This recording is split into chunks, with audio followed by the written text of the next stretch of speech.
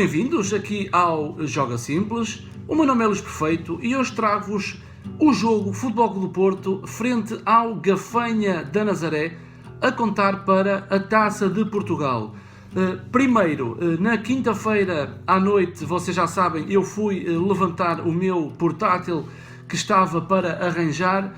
A webcam finalmente já funciona, portanto na quinta-feira não consegui ver o Sporting frente ao Famalicão, por isso não vou falar sobre o jogo. Na sexta-feira, 1º de dezembro, Benfica, também não vi o jogo porque foi o meu aniversário. Eu fiz anos na sexta-feira, no dia 14 de outubro, tinha a casa com familiares e não consegui ver o jogo com atenção para poder fazer a minha análise a uma das equipas. No sábado, ontem à noite, já consegui ver em perfeitas condições o Gafanha contra o Futebol Clube do Porto e hoje trago-vos o vídeo referente à análise ao Futebol Clube do Porto frente ao Gafanha da Nazaré. Decidi não analisar o Gafanha porque é um clube e uma equipa que milita no Campeonato de Portugal Prio, CPP, e então havia alguns jogadores que eu não conhecia, e então dei mais ênfase aos comportamentos do Futebol Clube do Porto contra uma equipa do terceiro escalão do futebol português. E então o Futebol Clube do Porto apresentou-se no estádio de Aveiro. Eu pensava que o jogo era na Nazaré, mas depois logo fui informado que o jogo seria em Aveiro, ou seja, é um local propício para o Futebol Clube do Porto tirar vantagem, porque o Gafanha não está a jogar em sua casa. É um estádio maior, é um estádio que para o Futebol Clube do Porto era um palco em que a equipa do Nuno Espírito Santo se sentia mais à vontade. Nuno Espírito Santo não mexeu em jogadores como fez, por exemplo, o Sporting e o Benfica.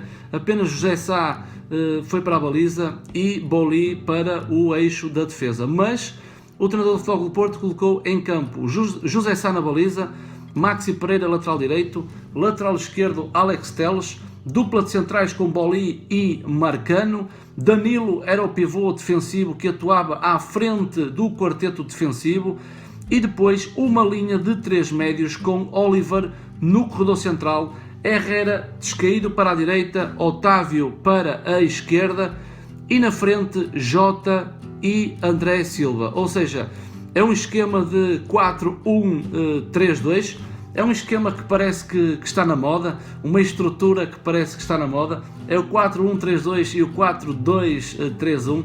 Nuno Espírito Santo acho que finalmente encontrou não só a estrutura tática, como também as peças para colocar em campo. Vocês que não estão recordados, no início da época existia muito em Adriano Lopes e De Poitre na frente.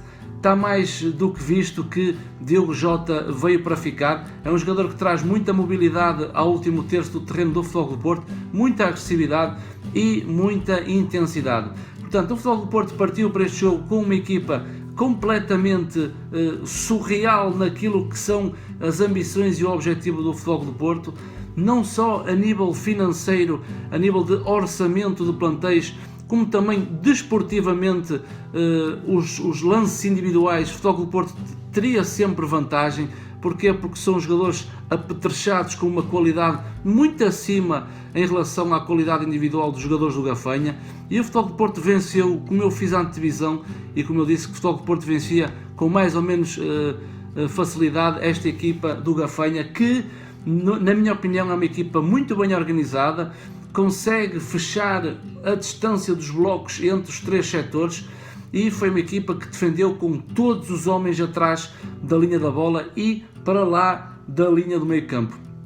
Depois o Futebol Clube do Porto, numa primeira fase de construção, como o Gafanha não pressionava, o Futebol Clube do Porto fazia descer Danilo para fazer o terceiro homem. É uma situação que já expliquei. Para quê? Para dar profundidade aos laterais Alex Telles e Maxi, e depois Danilo vinha sempre buscar o jogo. E o Futebol Clube do Porto, para a sua segunda fase, havia ali uma mobilidade entre Herrera, Oliver e Otávio. Depois, independentemente do lado da bola, havia aquelas dinâmicas que vocês já estão habituados a ver e ouvir nos meus vídeos, em que muitas das vezes, quando a bola chegava à segunda fase, Otávio ficava, por exemplo, mais dentro, dando o corredor a Alex Telles, e do outro lado era Herrera que fletia para dentro para dar o corredor a Maxi Pereira. Ou então, dependendo da dinâmica, um dos interiores era o que dava a largura ao seu jogo, ou seja, quando o Maxi recebia a bola no seu corredor, num setor mais recuado, era Herrera que depois dava a largura para uma linha de passe. E Oliver sempre no corredor central, à procura do espaço, para quê? Para receber a bola e criar o desequilíbrio. No meio desta dinâmica, na segunda fase do Futebol do Porto, reparei que Diogo Jota ou André Silva, eles uma vez ia Jota, outra vez ia André Silva, eles faziam aquela permuta de posicionamento em que um dos homens teria que ficar sempre no setor mais à frente, e depois aos 31 minutos o Futebol do Porto com alguma naturalidade faz o golo, um lance individual através de um contra-ataque onde aparece Maxi na esquerda. É um contra-ataque por do Futebol do Porto em que a bola rapidamente chega ao último terço do terreno e Maxi vai aparecer na esquerda e que dá o golo para o Futebol do Porto num lance individual fantástico de Otávio. Consegue sair da pressão daquele defesa e depois fletir para dentro e no remate fazer o primeiro golo do Futebol do Porto. Depois há vários lances com cruzamento do Otávio e um cabeceamento de Jota ao lado da baliza, falhou o alvo. E depois estamos a falar dos últimos 5 minutos, há uma ascensão do Gafanha, consegue chegar com alguma facilidade ao último terço do Gafanha, ou seja, o primeiro terço do Futebol do Porto, em que há um lance em que Herrera se deixa antecipar e há um livre à entrada da área onde Renan, ex-jogador do Oliveirense, consegue num livre direto com um remate em força à baliza, criando algum perigo. E depois há outra grande oportunidade do Gafanha logo a acabar a primeira parte, que é um cruzamento de Renan e o avançado Gafanha num lance em que se antecipa a defesa do Futebol do Porto e faz o remate, falhando também o alvo. Na segunda parte, o Futebol do Porto entrou como tinha que entrar, ou seja, o Futebol do Porto mandante no jogo, à imagem de Nuno Espírito Santo. Porquê? Porque a diferença era muita em relação ao Gafanha, em que o Gafanha foi uma equipa também muito guerrida, muito combativa, mas a nível de individual o Futebol do Porto sempre foi superior. Na segunda parte, um grande remate de Maxi Pereira, há um ressalto em que numa segunda bola em que Jota falha. Porquê? Porque Diogo, o guarda-redes do Gafanha, também fez uma grande exibição e neste caso fez uma excelente defesa. Há outro grande remate de Diogo Jota para mais uma defesa de Diogo. Depois aos 64 minutos o Futebol do Porto faz 3 substituições, entra Depoitre, Brahim e Corona para as saídas de André Silva, Jota e Otávio. Ou seja, vocês vejam que Nuno Espírito Santo, eu acho que quis também fazer descansar André Silva e Diogo Jota para os compromissos europeus que se avizinham, e depois quis também trocar a estrutura passando para um claro 4-3-3, ou seja, Danilo continuava como pivô defensivo, à frente Herrera e Oliver, Herrera médio interior direito e Oliver médio interior esquerdo, e depois 2 extremos bem abertos, Brahimi na esquerda, Corona na direita e Depoitre na frente. Ou seja, era um bom jogo com as adversidades menores para que Depoitre conseguisse mostrar aos sócios e adeptos do Futebol do Porto que é uma mais-valia e que o Futebol do Porto pode vir a ganhar com ele no futuro devido à sua estatura física. Ou seja, é um jogador que o Futebol do Porto vai aproveitar nas bolas paradas, nos cruzamentos para a área e nos últimos minutos finais, aquele jogo mais direto. Depoitre pode dar ao Futebol do Porto aquilo que até agora não conseguiu dar.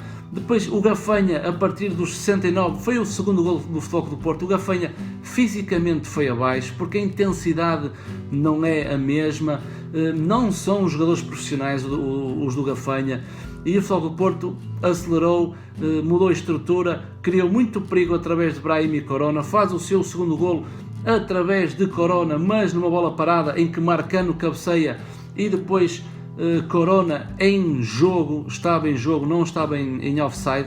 faz o segundo gol do Futebol do Porto com alguma tranquilidade. Depois o jogo desenrolou-se sempre a favor do Futebol do Porto, olhando também para tudo aquilo que o Gafanha estava a fazer, que estava a ser positivo, mas depois aos 89 minutos o De Poitre faz o golo com um cruzamento de Corona, ou seja, De Poitre aproveitou as fragilidades da organização defensiva para fazer o terceiro gol do Futebol do Porto. Não há muita mais história para contar, ou seja, foi um Futebol do Porto mandante num estádio que só lhe prevaleceu, um estádio maior. O Gafanha era um jogo em casa, mas que acabou por jogar fora. O Futebol do Porto individualmente e coletivamente é superior ao Gafanha, mostrou dentro de campo com 3 golos. Por isso o Futebol do Porto passa a eliminatória e já terça-feira tem o embate com o Bruges a contar para a Liga dos Campeões. Da minha parte, muito obrigado, maltinha. Espero que tenham gostado deste vídeo de análise ao Futebol do Porto contra o Gafanha a contar para a Taça de Portugal. Esperem por mais novidades. Vou também tentar fazer um live stream. Ainda não sei se faço um live stream com um jogo em direto, com o rescaldo de um jogo, ou seja, após o jogo e comentar, ou um live stream também com o FIFA, que é o jogo que eu cá tenho, mas ainda não decidi que modo é que irei jogar e ver se o live stream que consigo fazer, se tem aquela qualidade que eu quero trazer para o canal. Da minha parte, muito obrigado, maltinha. Grande like neste vídeo, apoiem o canal, o apoiar é dar o like, o joinha, subscrevam o canal e da minha parte podem contar comigo para falar sobre futebol. Por isso, maltinha, grande abraço.